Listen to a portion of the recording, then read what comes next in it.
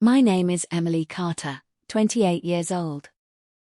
The day my parents read my wedding invitation, my father looked me in the eye and said, "We're not watching you ruin your life on a piece of trash with that kind of history." My mother sneered. His mother was a drunk who dumped him at a bus station when he was 8. What kind of worthless man does that make him? You're better than this garbage. They sent the invitation back with one word: no. They told my siblings to boycott too. On March 28, 2026, I walked down the aisle of St. Catherine's Church, completely alone. No father, no mother, just 200 guests staring at a bride with no family. Halfway down, the back door creaked open. A woman in a blue dress stepped in. Lucas Bennett, the man my parents called damaged goods, looked up and collapsed to his knees. My parents thought they knew exactly who they were rejecting. They were wrong. And what walked through that door next would make their boycott explode in their faces and turn my wedding into something the whole world would never forget. Before that day, it all began in mid-February when RSVPs started arriving. Green cards came from friends, my maid of honor Hannah and Lucas's union brothers. Everyone said yes.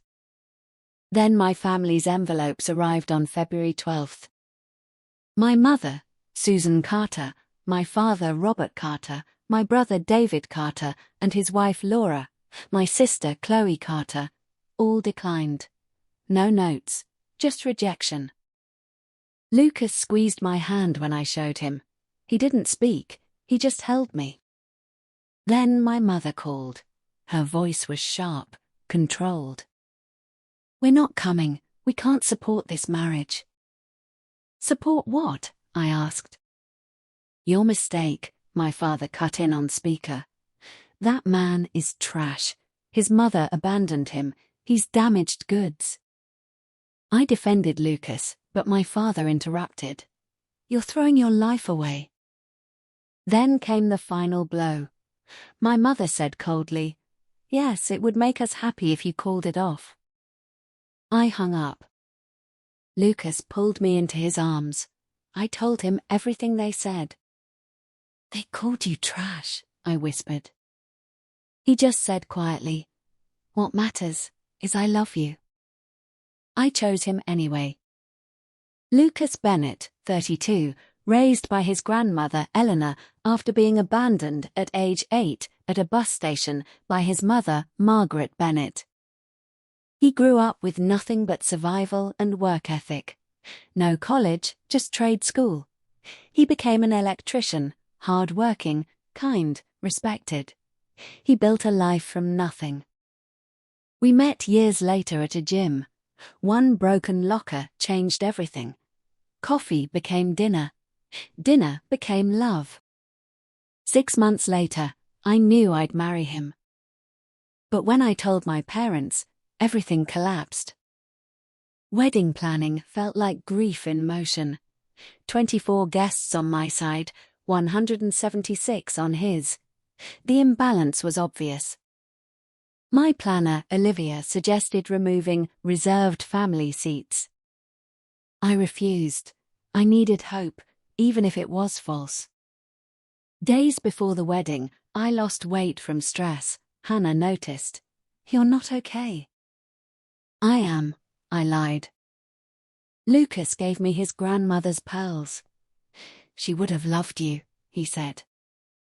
The night before the wedding, I called him in panic. "What if I break down walking down the aisle?" "I'll meet you halfway," he said. "Nothing else matters." Meanwhile, across town, Margaret Bennett, Lucas's mother, sober for 23 years, made a decision. She had spent years living with guilt after abandoning him as a child.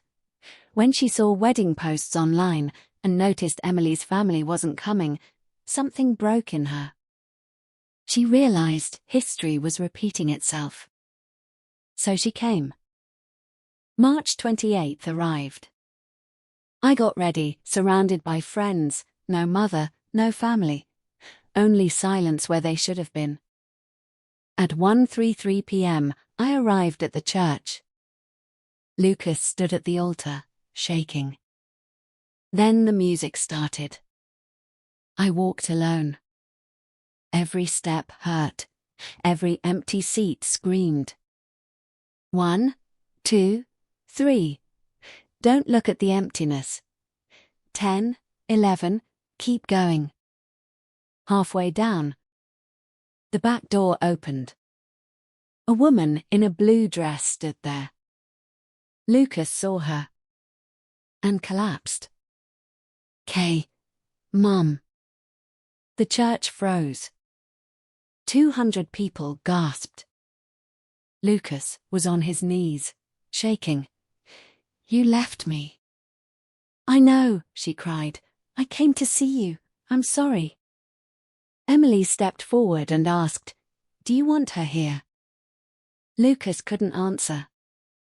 So I made the decision. Sit in the back, no interruptions.